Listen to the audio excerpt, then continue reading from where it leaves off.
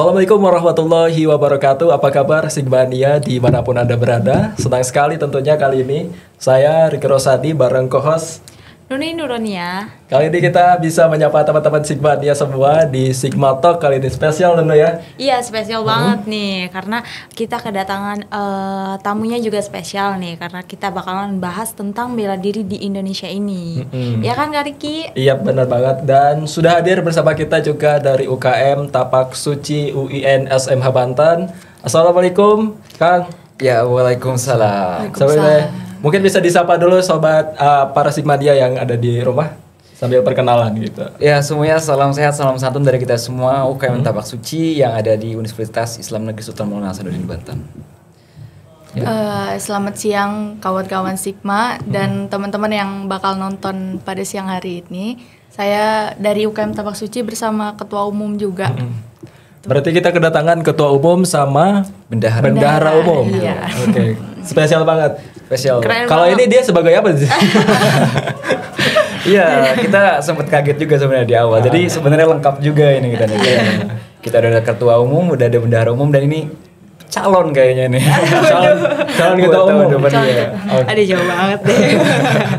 Nonoy masih mau bertahan di Sigma apa di Tapak Suci? Aduh disuruh pilih nih. Langsung mendua nggak apa-apa, kalau mendua nggak apa-apa, yang penting adil. Oke, luar biasa banget sudah hadir. Terima kasih. Dan kali ini di episode kali ini Nonoy kita bakal coba membahas sedikit apa yang sedang ramai terkait dengan dunia bela diri saat ini. Soalnya kalau kita melihat perkembangan di sosial media, begitu banyak influencer, ini combat sport ataupun olahraga bela diri Indonesia ini lagi naik-naiknya. Bahkan kemarin juga sempat ada pertandingan tinju boxing antara El Rumi dengan Jebri Nicole. Kemarin Noy milih siapa Noy? Aduh, kayak milihnya sih Jebri. Soalnya dua-duanya ganteng sebenarnya. Iya bener. Nah itu yang bingung buat dipilih sih. Kalau Teteh kemarin milih siapa Teh? Nonton nggak? Sempet nonton nggak? Cuma cuplikan-cuplikannya aja sih gitu, dapat beritanya gitu. Kalau dukung kayaknya dukung yang menang aja lah. Mana yang menang? Rumi. Oke, kita balik ke pembahasan kita. Gimana nih Kang? Soal tanggapan terkait dengan olahraga bela diri yang saat ini lagi naik-naiknya gitu. Tentunya kalau dari sudut pandang saya sebagai ketua umum dari UKM Bela Diri tentunya yang ada di UIN Banten ini, melihat dengan apa yang terjadi sekarang sangat luar biasa ya. Dengan banyaknya event-event yang dibuat oleh para promotor yang tentang mengangkat mengenai bela diri ya tentunya. Betul. Itu kan pada akhirnya banyak orang-orang yang memang bisa dikatakan tengil gitu kan ya. Itu punya wadah di situ gitu yang pada akhirnya ketengilannya dia itu bisa disalurkan menjadi aktivitas yang bermanfaat, ya kan? Yang malah akhirnya bisa menjadi sesuatu yang memiliki hasil sebuah prestasi. Seperti sekarang kan bisa kita lihat dari beberapa mungkinnya bisa kita lihat dari seperti kita ambil contoh seperti Yunus Asmita gitu kan ya. Itu kan dari anak-anak STM yang dulunya suka tawuran apa segala macam, tapi dengan hadirnya event-event seperti itu pada akhirnya mengangkat dia untuk berusaha mempelajari bela diri dengan serius dengan tujuan prestasi. Jadi ini suatu hal yang sangat saya apresiasi sih, luar biasa. Jadi mereka yang mungkin tengil dalam tanda kutip tengil ini bisa punya wadah dan bisa membuktikan. Betul. Benar gak nih ketengilannya? Iya, begitu. Ternyata membuahkan hasil ya. Nah, gitu. Oke, nah kalau dari pandangan kakak sendiri nih ya kan sudah banyak tentunya berkembang pesat kalau dilihat dari sekarang kan sosial media tuh. Nah gimana tanggapan kakak tentang perkembangannya itu? Ya luar biasa banget ya mengenai sosial media, apalagi seperti sekarang tentunya dengan event-event yang ada sekarang seperti yang kemarin terakhir Beyond Combat maupun apa yang Knockout. Nah itu luar biasa. Itu kan atas dukungan dari para sosial media yang ada begitu kan ya. Itu kan didasari oleh dipromotori oleh para influencer yang tentunya mereka memiliki fansbase masing-masing dan juga sangat-sangat menunggu, apalagi yang dipertandingkannya ini adalah orang-orang yang memang memiliki support ataupun pengaruh yang luar biasa di dunia sosial media begitu. Iya. Kalau dari tanggapan Teteh sendiri gimana itu melihat perkembangan bela diri yang sekarang lagi naik begitu? Tentunya senang juga ya udah mulai disoroti gitu kan. Kalau melihat beberapa tahun ke belakang itu bela diri pencaksilat tuh kurang disoroti gitu. Kalau buat sekarang kan perkembangan digitalisasi juga, kita bisa belajar gitu, memberikan ilmu juga kepada masyarakat umum, khususnya kalau untuk pencaksilat tuh kita kayak gimana sih jelasnya, bisa belajar juga kan otodidak dari sendiri gitu tuh dari sosial media kayak gitu sih. Iya, apalagi dengan sekarang ini kan yang sedang ramaikan di boxing ya. Iya, boxing. Nah, dan juga yang sekarang terjun di boxing ini banyak dari atlet-atlet lain. Seperti dari atlet kickboxing awalnya atau awalnya dari Muay Thai. Itu kan KKJ awalnya Muay Thai dia. Iya. Atlet pon Muay Thai yang kemudian beralih ke boxing. Cuma dia masih tetap di Muay Thai sih, sempat mau turun di pon juga kan, memang luar biasa di pon Papua kemarin juga. Dan juga saya melihatnya hal yang seperti ini bisa bisa menjadi pelajaran untuk kita semua, bahwasanya bela diri itu pada dasarnya semua basicnya sama. Pada dasarnya semua basicnya sama, hanya tentang bagaimana kita bisa menyelaraskan saja dengan jurus yang ada di dalamnya aja gitu. Luar biasa banget. Nah, itu kan oke. Nah, itu kan untuk yang ada di dalam negeri gitu ya. Nah, kemarin ada JK Saragi ya, JK Kak? Saragi. Iya, JK Saragi itu dia masuk ke kancah internasional ya, Kak? Di UFC internasional. Iya, UFC. Nah, gimana tuh tanggapan Kakak yang sudah mulai Indonesia nih udah mau mulai melebarkan sayapnya gitu ke kancah internasional? Ya, itu luar biasa banget ya tentunya. JK Saragi ini dia petarung asal Sumatera yang disiplin bela dirinya itu dia dari awalnya bukan UFC atau MMA, dia dari Wushu kalau tidak salah. Dari Wushu. Dari Wushu malah dia pernah tanding di Thailand sampai akhirnya dia jadi juara di sana, dan kemudian dia memperdalam di bela diri lainnya juga gitu. Tapi untuk disiplin bela dirinya dia dari Wushu. Wushu itu bentukannya hampir sama seperti kickboxing kalau nggak salah. Jadi tinggal memperdalam. Ya pada dasarnya bela diri apapun itu kalau kita memang sudah ahli di dalamnya ya pasti hebat gitu. Jadi saya sangat luar biasa, sangat merasa bangga dengan JK Saragi yang bisa menjadi perwakilan dari Indonesia, dan ini juga seharusnya bisa menjadi cambuk untuk kita semua yang memang sedang menggeluti di bagian bela diri untuk bisa lebih serius lagi untuk bisa membawa nama baik Indonesia tentunya. Gitu. Oke, kalau tadi mungkin udah sempat disinggung nih soal Yunus Wamair, ada juga KKJ. Ini kan mereka sudah masuk ke influencer, salah satu influencer di combat sport gitu. Kalau misalkan dari silat sendiri, tentu kita ada Kang Denny sama istrinya Mbak Wewe ya.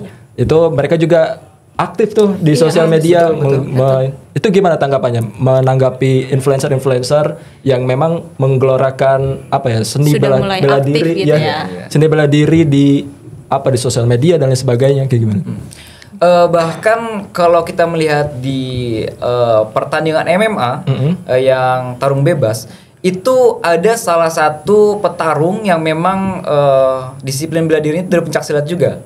Ada namanya kalau tidak salah Yudi Cahyadi, itu dari Jawa Barat. Dia punya disiplin bela diri dari pencaksilat juga, yang memang hampir semua bela diri dia pelajari, tapi dia juga mempelajari pencaksilat juga. Itu kan berarti kan sangat luar biasa ya. Luar biasa. Gitu. Dan kalau kita melihat dari Denny dan juga Wewe, dia memang atlet yang amat sangat luar biasa kan saya. Itu menjadi panutan saya juga, memang luar biasa, terlebih dengan prestasi-prestasi yang sudah diraih, dan juga sekarang kemudian lebih aktif di sosial media, di YouTube juga untuk memberikan wawasan serta beberapa tutorial ya untuk kita semua para pemula gitu di bagian bela diri pencaksilat. Oke, tadi kita udah berbicara di luar nih terkait dengan influencer, dan juga ada atlet dari silat juga yang dia bergabung ke MMA. Iya betul. Kita pengen tanya juga nih, kalau misalkan ini kan di Tapak Suci begitu. Terakhir ada ikut porsi. Gimana nih tanggapannya saat kemarin ikut kejuaraan ikut kejuaraan, mengirimkan atlet-atlet ke sana? Kabarnya. Kita pengen mendengar kabarnya nih terbaru gimana nih? Kabarnya sih ya alhamdulillah kita sudah sesuai dengan yang kita harapkan. Kita kesana kita bawa 4 atlet, 3 laki-laki, 1 perempuan. Nah karena memang sudah menjadi targetan dari sininya itu 4 atlet aja katanya ya 4 orang aja. Yaudah kita kirim 4 orang lah. Nah sampai akhirnya ketika di sana untuk pertandingan kita hanya mendapatkan satu cabang aja di cabang beregu. Beregu putra ya. Di beregu putra karena kita hanya ngirim beregu putra, tunggal putra dan juga tunggal putri. Nah, kalau beregu putra itu maksudnya berantem 2 orang atau gimana? bukan berantem, kita lebih ke seni. Oh, seni. Jadi di porsi kemarin itu kita nggak ada fighting, itu hanya seni aja. Jadi emang lebih ngedepankan seni dari bela diri itu sendiri. Ya, begitu. Penampilan seninya aja alhamdulillah kita mendapatkan hasil dari tim beregu putra. Karena tim yang tunggal putri itu memang kalah dan tunggal putra itu kita menyerah. Karena memang dia ikut 2 cabang. Iya. Beregu Satu yang putra di dan beregu beregu putra putri. ini ikut tunggal putra juga. Iya, jadi keburu habis napasnya. Jadi dia menyerah gitu. Menyerah. Iya, padahal 1 langkah lagi tuh Satu udah langkah masuk lagi. semifinal gitu. Sayang banget ya. Sayang Iya. banget emang sih. Karena sekarang kan ada peraturan baru nih Kak. Jadinya kalau dulu kan cukup sekali tampil aja udah langsung penilaian Iya. gitu tuh. Tapi kalau sekarang itu harus beberapa kali tanding lagi gitu. Ada babak penyisihannya di seninya. Jadinya Jadi dia tampil berkali-kali iya, begitu. dia beregu juga, terus tiba-tiba ditunggal juga gitu. Habis lah. Iya. Kalau misalkan dihitung itu bisa 7 kali tanding ini satu orang ini. 7 kali tampil ya. 1 kali tanding berapa menit? 3 menit ya? 3 menitan. 3 menit. Kali 7. Wah.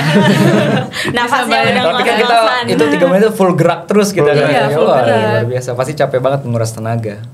Oke, jadi luar biasa. Jadi alhamdulillah di Win sendiri berhasil mendapatkan juara Mendapatkan di juara di Beregu kategori beregu. Beregu putra. Juara 1. Juara 3. Juara 3. Juara 3. Karena untuk perolehan poin kita memang awalnya paling tinggi, tapi dikarenakan ada beberapa kesalahan dari seperti dari pakaian, celana kurang panjang, kita nggak pakai make up, jadi ada pengurangan poin yang seharusnya kita juara 1 gitu. Itu juga masuk ya, masuk penilaian.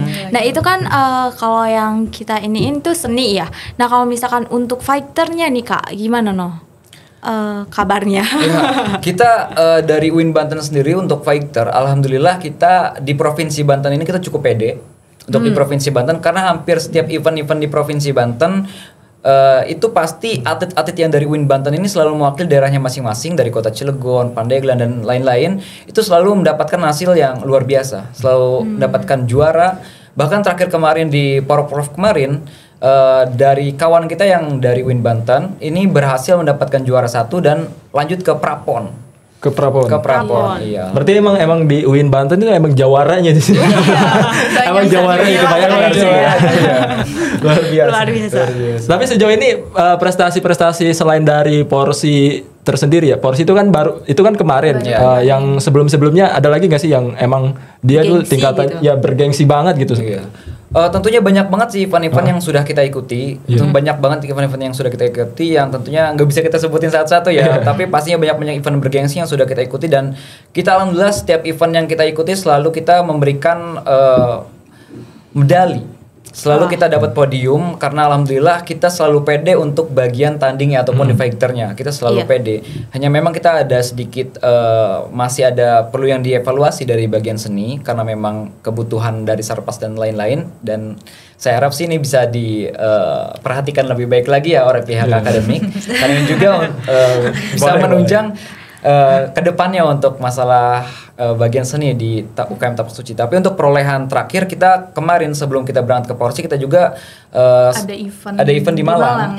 IMGLC itu kita mendapatkan juara umum juga di sana. Di Malang tuh. Iya, kita mendapatkan 5 emas, 3 perak. Wow. Ngirim berapa atlet kemarin? Sekitar 12. Ya 12. 12 atlet. 9-nya itu dapat. Ya, alhamdulillah. Keren.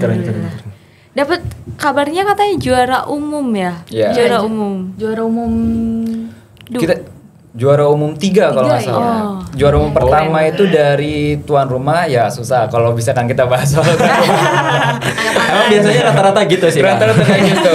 Siapa tuan rumahnya, dialah juara umum utamanya. Aduh. Ayo saya angkat tangan. Bisa dikat gak sih? Gak usah.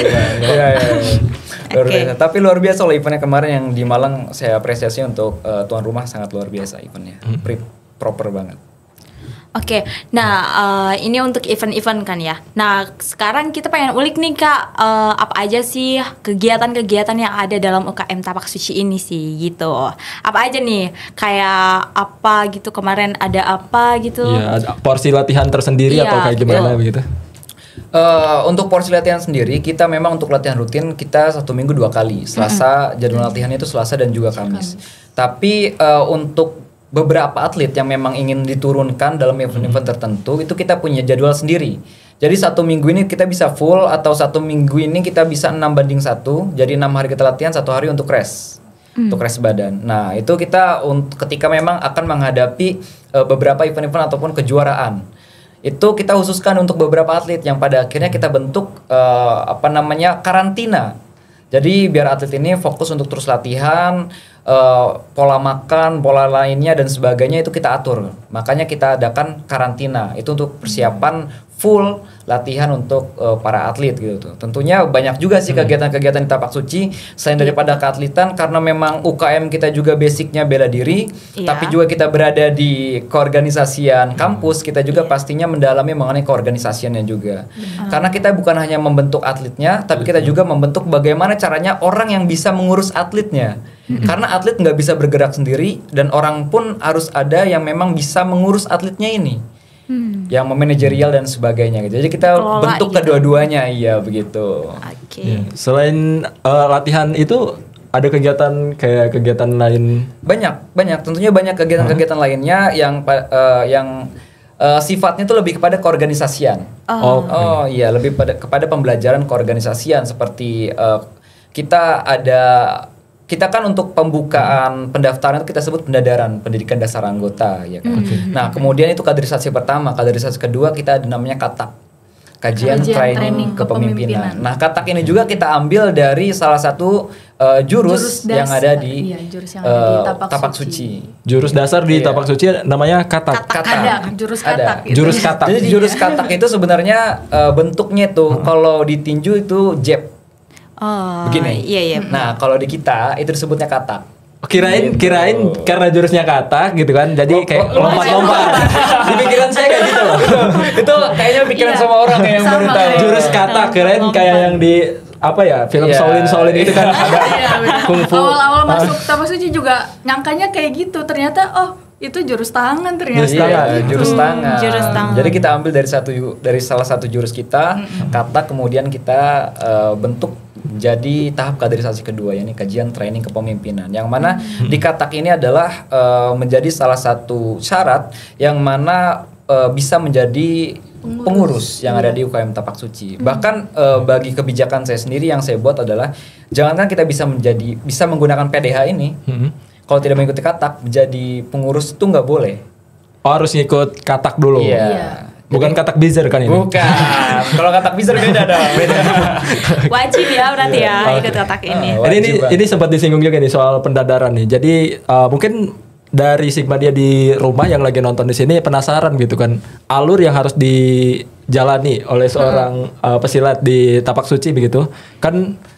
Untuk untuk pakai PDH aja harus melewati katak dulu gitu. Nah sebenarnya alur sebenarnya itu Menjadi kayak anggota seperti apa ya gitu. untuk menjadi anggota Tapak Suci? Kalau dari awal sih mungkin itu kita ada dari ikut pendadaran dulu nih Kak. Jadi sebelum Iya. pendadaran nih anak-anak yang baru nih bisa ikut latihan dulu untuk menghafal jurus, untuk menghafal materi sejarah UKM Tapak Suci berdiri di UIN gitu. Nanti ketika mereka tiba di waktu pendadaran mereka mengikuti itu, baru itu mereka resmi menjadi anggota UKM-nya, UKM Tapak Sucinya. Harus lewatin pendadaran. Pendadaran tuh harus mengikuti kegiatan pendadarannya dulu gitu. Harus lulus ya gitu Iya, pendadaran harus gitu. ikut, walaupun nantinya nih mereka sering ikut latihan, tapi Iya. tidak mengikuti pendadaran, mereka tidak menjadi anggota UKM gitu. Jadi itu alur awalnya tuh ikut pendadaran dulu. Pendadaran tuh apa sebenarnya? Jadi pendadaran itu pengkaderannya. Iya, pendadaran. Pengkaderan, tapi bahasanya aja yang Tapi bahasa Iya. kita sebut pendadaran. Pendadaran itu pendidikan dasar anggota. Oh, pendadaran tuh. Iya. Unik ya. Kirain pakai daun dadar atau gimana gitu. Tapi bisa disebut gitu. Jadi pendadaran didadar dulu nih. Iya, Jadi, didadar. Jadi filosofinya ibaratnya tuh gitu. dimasak dulu Iya, gitu dimasak, dulu. dimatengin. Dibintal. Iya, jadi Itulah. di Tapak Suci sendiri kan punya tingkatan-tingkatan sabuk. Nah, khusus yang mau masuk UKM Tapak Suci itu perlu melalui tahap kaderisasi pertama, yakni pendadaran. Yang mana kita sebut pendadarannya sebagai gerbangnya untuk menjadi anggota resmi UKM Tapak Suci gitu. Oke, sudah lolos nih. Jadi Pendadaran anggota. udah Iya, jadi udah anggota ikut. UKM. Selanjutnya gimana tuh? Ya, selanjutnya dari pendadaran sendiri tentunya ada RTL, rencana tindak lanjut. Nah, ini kita yang pertama adalah kita sesuaikan dulu nih minat bakat dari si anggota baru ini. Dia arahnya kemana? Ataukah masuknya ke fighter, ataukah ke seni, ataukah malah dia malah mau fokus ke keorganisasiannya aja. Kayak dia kan udah bosen. Oh, Di udah Soalnya- bosan menang kayaknya. Soalnya 6 tahun kan dari SMP ikut Tapak Suci. Iya. Wah, udah Kirain sepupu. tadi kaget soalnya udah 6 tahun. Oh, kuliah 6 tahun. Kirain dari SMP. Udah Dia sepuh ikut Tapak banget Suci berarti. dari Iya. SMP. Jadi ya kalau buat di bidang fighternya gitu tuh udah ya maksudnya udah bosen lah gitu Oke. tuh. Jadinya kalau buat sekarang fokus di organisasi Organisasinya. aja. Iya. Gitu. Jadi kan karena memang anak-anak yang baru kan mereka punya alasan masing-masing. Kenapa sih kok masuk UKM Tapak Suci gitu tuh? UKM yang basicnya keras gitu, capek ngapain gitu kan? Iya, Tapi kan di sisi lain pasti mereka punya alasan tersendiri gitu kan. Seperti saya yang masuk ke UKM Tapak Suci ini, saya bingung sebenarnya kenapa saya bisa masuk sini. Tapi setelah saya berpikir, oh iya, saya kan suka berantem gitu tuh. Oke. Aduh. Jadi saya kira kalau cuma modal mental aja konyol gitu kan. Iya, Setidak-tidaknya kita punya apa ya, sesuatu yang bisa untuk mempertahankan diri kita. Ada teknik-tekniknya. Ada teknik-teknik. Teknik-tekniknya. Kalau Nono ini udah di tahap mana nih Nono? Karena Nono ini kan dia dualisme ya. Sigma dan juga Tapak Suci. Nuni luar biasa tenaga dalamnya, jangan Waduh. Ngeri. Iya, saking dalamnya nggak kelihatan. Kedalaman soalnya. Tapi lu di Tapak Suci udah sampai tahap mana? Pendadaran udah dong pastinya. Udah dong. Oke. RTL udah. RTL udah, Terus? terus katak juga udah. Katak. Katak juga Katak tuh udah. tahap ketiga. Katak itu sebenarnya tahap kaderisasi kedua. Cuma untuk tahap-tahap lainnya itu di luar daripada tahap kaderisasi yang lain. Itu masuknya kita kan ada bidang 2. Nah, RTL untuk anak-anak baru ini di bidang keatletan dipegangnya oleh bidang 2 gitu. Untuk organisasi yang dipegang oleh bidang 3 dan bidang 1. Oh, agak rumit juga ya. Iya. Resmi. terus katak udah, terus Katak. Nah, untuk selanjutnya abis katak nih ada lagi nggak nih? nantangin. Nantangin. Enggak, aduh jangan dong. Biasanya kalau buat keorganisasiannya mungkin cukup di situ ya. Iya. Tapi nanti ada tahap di mana ada UKT, ujian kenaikan tingkat biasanya. Ini tadi kan kalau Tapak Suci kan ada tingkatan sabuk tuh. Iya. Kalau Iya. awal masuk itu sabuknya warna kuning polos. Warna kuning polos. Warna kuning polos. Itu dia masih pemula itu ya. Iya. Masih dasar, Masih dasar. iya disebutnya dasar. Nah nanti ketika mau naik nih ada rangkaian jurus yang harus dihafal dan nanti mereka ya udah naik tingkatannya jadi sabuk kuning melati 1, Satu, nanti melati 2, 3, 4, nanti ke biru ada 1, 2, 3, 4 lagi gitulah banyak tingkatannya. Diujiin gitu. ya. Kuning. Terus Kuning, melati melati satu. kuning melati 1, kuning melati 1, Melati dua. dua. melati 2, 3, Tiga, dan 4. Nanti Sampai 4 tingkat tuh ya. Iya. 4. Nah, Baru naik ke warna biru. sabuk yang lain. Biru. Warna biru. Beda warna. Iya. Oke. Paling tinggi apa? Hitam. Hitam melati 5. Hitam melati 5. Iya, itu pendekar. udah pendekar banget. Pendekar banget. Kalau Iya. di Banten Ada. Kebetulan udah banyak Iya. pendekar Banyak di ya? Banten, Pendekar bahkan sudah. dari UIN sendiri yang asli mahasiswa UIN dari UKM Tapak Suci UIN sudah ada beberapa yang memang sudah sampai ke titik itu. Iya. Berarti dari UIN juga udah banyak yang masuk ke tingkat sabuk hitam. Alhamdulillah sudah banyak. Pendekar. Itu Pendekar, kebanggaan juga ya, kebanggaan bagi kami adik-adik beliau itu yang ada di UKM Tapak Suci tentunya gitu. Karena untuk yang awal datang pendekar ke sini tuh kebetulan sebagai pelopor juga di UKM Tapak Suci itu Pak Endro, kita biasa panggil Bapak. Itu asli murid pendiri dari Jogja yang kemudian diminta untuk mencoba dakwah di sini gitu di UIN Banten di Serang. Oke, berarti langsung dari anak dari pendiri Tapak Suci sendiri gitu. Ya, murid lah gitu. Murid-muridnya gitu. Iya. Kalau Anak didik gitu. Kalau lu Noy, Apa? tingkatannya apa Noy? Aduh, Kuning malu. masih. Masih kuning masih. Melati berapa? Melati 3. Melati 3. Oke lah ya, sedang tengah-tengah gitu. Enggak terlalu memalukan lah ya. Itu masih bisa mundur nggak sih? Kalau misalnya udah kalau misalnya udah Melati 3. Nanti saya coba. Ini kayaknya nggak cocok dengan Melati 3. nih. Turun aja Noy. Aduh, tidak. Soalnya perjuangan banget sih dapetinnya. Iya, luar biasa. Luar banget biasa. memang. Jadi setiap melatih yang kita dapatkan itu benar kerasa banget perjuangannya. Memang di situ. Jadi kita rasa untuk bertanggung jawab terhadap apa yang memang sudah kita dapatkan itu juga perlu ada pertanggungjawaban karena beda tingkatan, beda juga ilmu yang kita dapatkan gitu. Jadi harus ada pertanggungjawaban. Makin susah, makin atas makin susah. Makin susah. Itu Melati 3 gimana tuh? Melati 3, iya ngafalin jurus-jurus. Ya pokoknya ya, seru banget. Luar biasa. Kalau seru banget ini apa namanya, kita nggak kerasa nih udah beberapa menit kita ngobrolin soal Tapak betul. Suci, Iya. soal bela diri juga gitu. Iya. Pasti kayaknya yang dinonton di rumah nih pada penasaran gitu dan kayaknya gue pengen gabung nih kayak gitu tuh. itu gimana untuk teman-teman mahasiswa yang pengen gabung tuh harus gimana? Buat teman-teman mahasiswa yang pengen gabung, kita open recruitment itu setelah masa PBAK atau masa penerimaan mahasiswa baru. Dan untuk batasan maksimal dari semesternya itu di semester 5 itu masih boleh mengikuti pendadaran di UKM Tapak Suci. Info-infonya tuh bisa didapat di mana? Untuk info-infonya bisa didapatkan di Instagram UKM Tapak Suci di @tapaksuci_UIN Banten. Oke, nanti Banyak ada no infonya ya. Jangan lupa Sigmania mampir. Oke, tadi untuk informasinya. Mungkin ini terakhir ada apa ya? Ingin yang ada hal yang ingin diucapkan kepada Sigmania dari Boleh? Dari ketum dulu deh. Kita pernah dari ketum dulu. Boleh. Quotes aja ya? Iya, boleh. Pantun juga boleh sebenarnya. Pinter nih soalnya. Sepuhnya quotes nih aja. bikin Sering bikin quotes. status di WhatsApp atau IG gitu. Sering. Keren banget. Kita kan skena ya.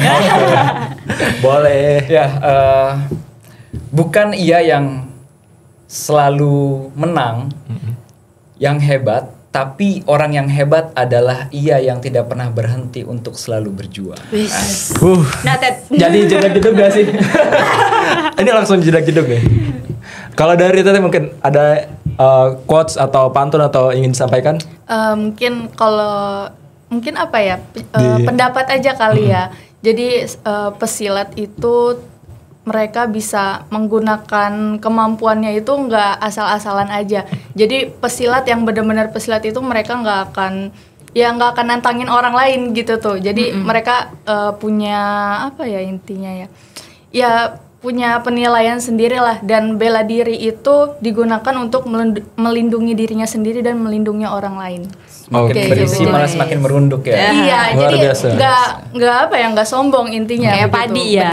bener. Kayak gitu, udah sih gitu aja. Jadi kebolehannya itu dipakai untuk melindungi diri ataupun melindungi orang yang ada di sekitar. Iya. Iya. Bukan justru malah gua nih yang paling ini enggak si paling Single dong ya.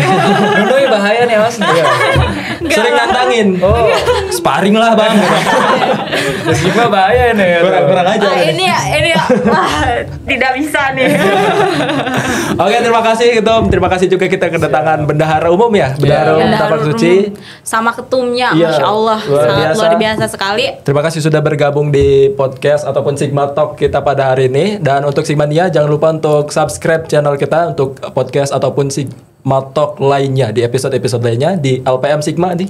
Bisa dilihat LPM Sigma. Oke, itu aja mungkin dari kita. Saya Riki Rosadi dan rekan saya Nuni Nuronia. pamit undur diri. Wassalamualaikum warahmatullahi wabarakatuh.